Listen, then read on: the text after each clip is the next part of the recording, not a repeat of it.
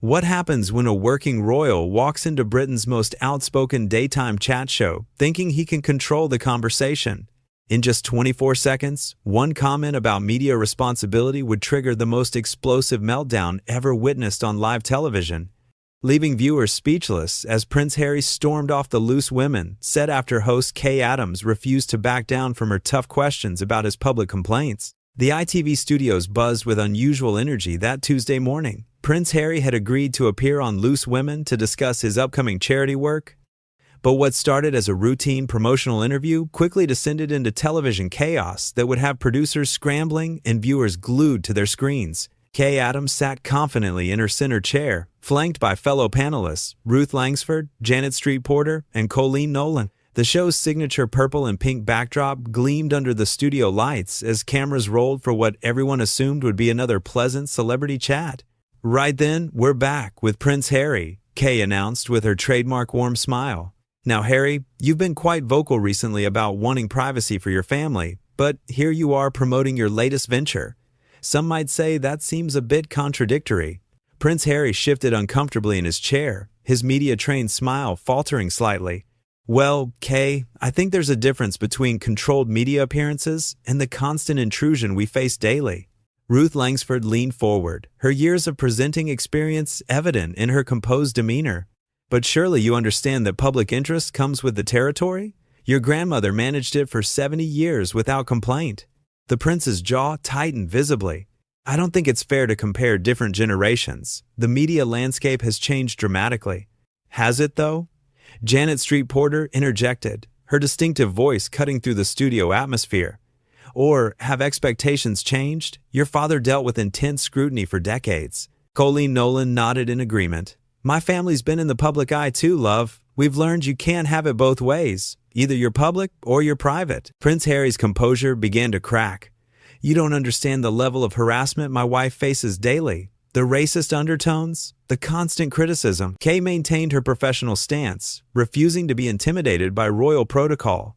"But, Harry, many working mothers face criticism. What makes your situation so different that you feel entitled to special treatment?" "Special treatment?" Prince Harry's voice rose slightly.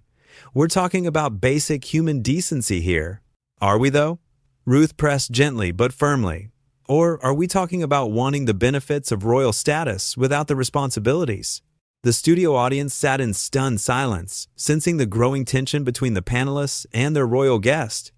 Camera operators zoomed in as Prince Harry's face reddened with obvious frustration. Janet Street Porter, never one to shy away from difficult questions, continued the line of inquiry. "You've made millions from deals criticizing your own family. How is that taking the high road?" "That's completely unfair," Prince Harry snapped, his royal training abandoning him entirely. "You're twisting everything I say." Colleen Nolan's maternal instincts kicked in, though her words remained direct. "We're not twisting anything, love. We're asking the questions your subjects want answered." "Subjects?" Prince Harry's voice dripped with disdain. "That's exactly the outdated thinking that needs to change." Kay Adams sensed the interview spiraling but pressed forward with journalistic integrity. "So you're saying the British people shouldn't expect accountability from their royals?" "I'm saying the British people should expect honest reporting, not this tabloid-style interrogation," Prince Harry shot back, his frustration now fully visible. Ruth Langsford maintained her calm professionalism despite the prince's increasingly hostile tone. "This is hardly tabloid journalism, Harry. These are legitimate questions about your public statements." The tension in the studio became palpable as Prince Harry glared at each panelist in turn. His media handlers, visible in the wings, shifted nervously as their carefully orchestrated appearance crumbled before their eyes. "You're all just part of the same toxic system," Prince Harry declared, his voice echoing through the studio. "You pretend to be different, but you're feeding the same beast that destroyed my mother."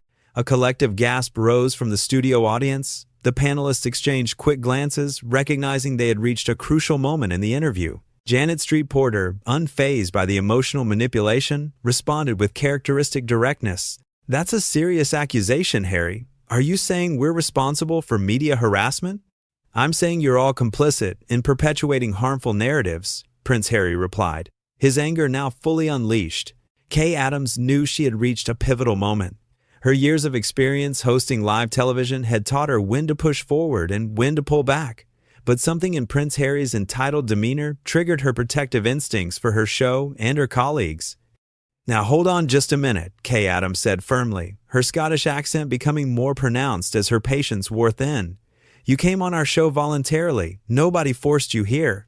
If you can't handle honest questions about your public statements, then maybe you shouldn't be making them in the first place." Prince Harry's eyes widened in shock. Clearly, he had never been spoken to so directly by a television host. "Excuse me? Do you know who you're speaking to?" The studio fell dead silent. Even the camera operators stopped their subtle movements, sensing they were witnessing television history in the making. "I'm speaking to a guest on my show who seems to think his title gives him the right to insult my colleagues," Kay replied without missing a beat. "Your rank doesn't intimidate me, love. This is my studio, and these are my rules." Ruth Langsford watched the exchange with professional fascination, her decades of live television experience telling her this was either going to be brilliant or catastrophic. "Harry, perhaps we should take a step back here." "No." Prince Harry stood abruptly, his chair scraping against the studio floor. "I don't have to sit here and be lectured by a bunch of middle-aged women who have never faced real scrutiny in their lives." The collective intake of breath from the studio audience was audible. Janet Street Porter's eyebrows shot up in disbelief while Colleen Nolan's mouth fell open in shock. "Middle-aged women?" Kay Adams rose from her chair, her voice dangerously calm. "Did you just dismiss 4 accomplished journalists as middle-aged women, as if our gender and age somehow disqualify us from doing our jobs?" Prince Harry realized his mistake immediately, but his pride prevented him from backing down. "That's not what I meant." "Oh, but it is exactly what you meant." Janet Street Porter interjected, her voice sharp with indignation. "You waltz in here expecting us to fawn over you, and when we don't, you resort to sexist insults." "I did not insult anyone," Prince Harry protested weakly, though his reddening face suggested otherwise. Colleen Nolan found her voice, her Liverpudlian accent thick with emotion. "You just dismissed our entire careers because we dared to question your behavior. That's not very progressive of someone who claims to champion equality." The irony was not lost on anyone in the studio. Here was a man who had built his post-royal brand on supporting women's rights, now attacking female journalists for doing their jobs. Ruth Langsford maintained her composure, though her voice carried a steely edge. "Harry, you're making this much worse for yourself. Perhaps an apology would be appropriate." "Apologize?" Prince Harry's voice cracked with disbelief. "For what? For expecting professional courtesy from professional journalists?" "Professional courtesy?" Kay Adams stepped closer to her guest, her 5'4" frame somehow commanding the entire studio space. "You mean the courtesy of letting you dictate the conversation? The courtesy of not asking difficult questions? That's not journalism, that's propaganda." Prince Harry's face turned an alarming shade of red. "How dare you speak to me like this? I am still a member of the royal family, and I'm still a working journalist." Kay shot back immediately. "Your title doesn't exempt you from accountability, especially not when you're sitting in my chair, on my show, in my studio." The power dynamic had completely shifted.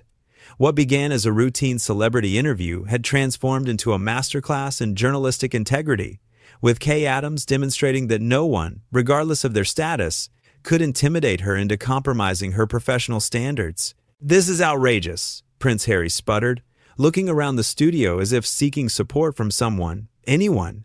"I was assured this would be a friendly conversation about my charity work." Janet Street Porter laughed, a sharp sound that cut through the tension. "Friendly doesn't mean uncritical, love. If you wanted a puff piece, you should have gone to a different show. Or hired your own production company," Colleen Nolan added with a slight smirk. "Oh wait, you already did that."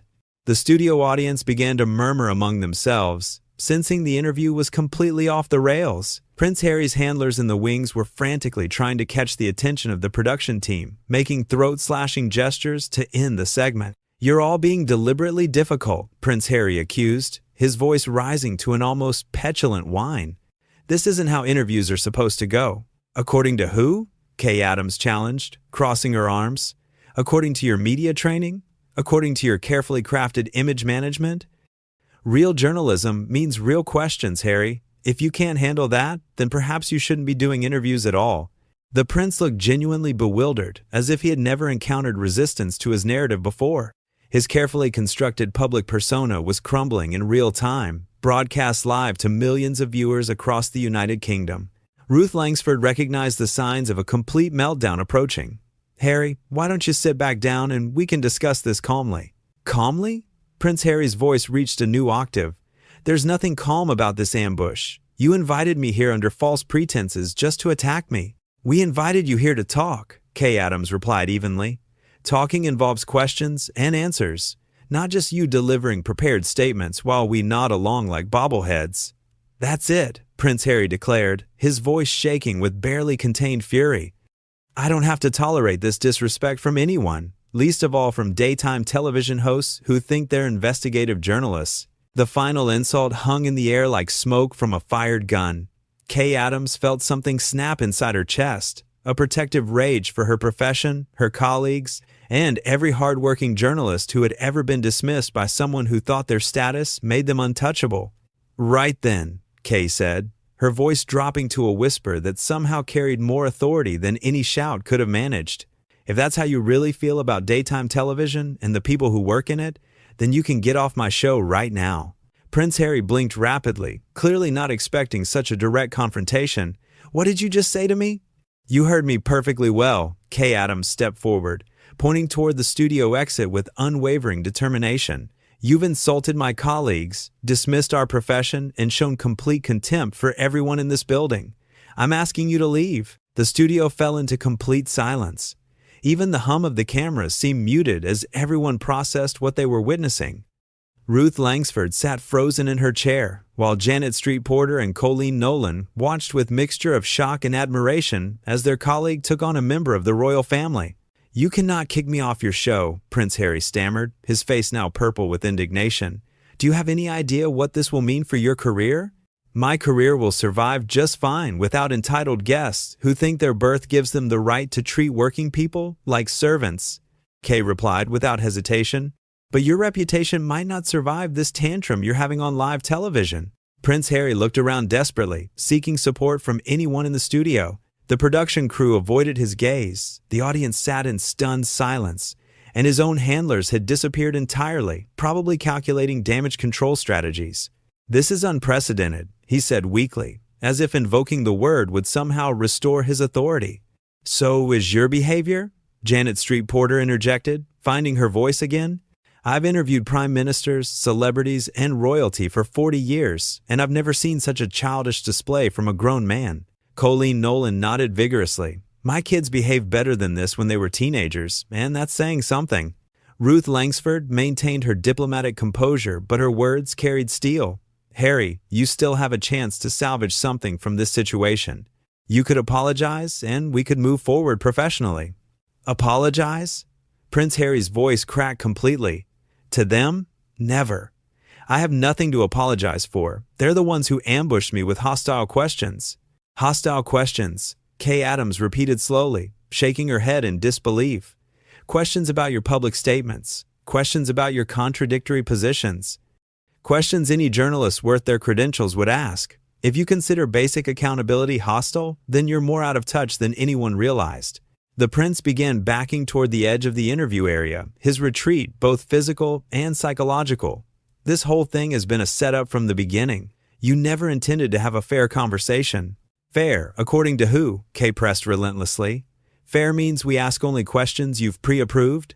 Fair means we let you promote your projects without examining your track record? That's not journalism, that's public relations." Prince Harry's handlers finally reappeared in the wings, frantically signaling for him to end the interview and leave immediately. But their charge seemed frozen between his desire to flee and his inability to accept that he had been definitively outmaneuvered by a daytime television host.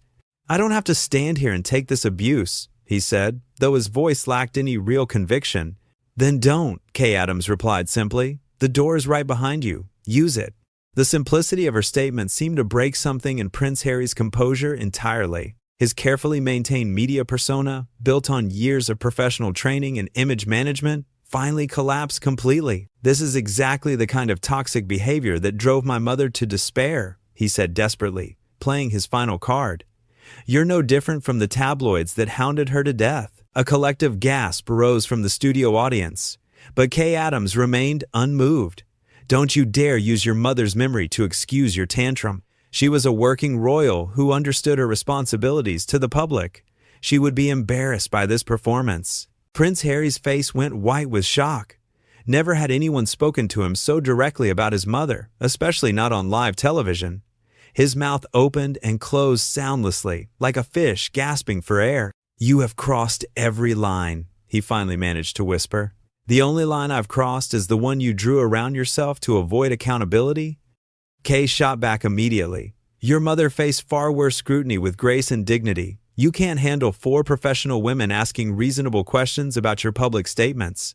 Janet Street Porter seized the moment to drive the point home. She never walked off an interview because someone asked her to explain her choices. She understood that public service meant public accountability. "How dare you compare me to her?" Prince Harry said, his voice breaking with emotion and rage. "We're not comparing you to her," Colleen Nolan said gently but firmly. "You are, and you're coming up short." Ruth Langsford recognized that the interview had reached its absolute breaking point. "Harry, perhaps it's time for you to take a breath and think about how you want this to end." But Prince Harry was beyond rational thought. His entire worldview, built on deference and careful image management, had been shattered by 4 women who refused to play by his rules. He stood there, trembling with rage and humiliation, completely exposed as the entitled, out-of-touch figure he had become. "This interview is over," he declared, though everyone could see he had lost all control of the situation long ago. "Yes," Kay Adams agreed calmly. "Island security will show you out." And with that, Prince Harry turned and stormed toward the studio exit, his footsteps echoing through the silent space as millions of viewers watched a member of the royal family flee from 4 middle-aged women who had refused to bow to his demands for special treatment.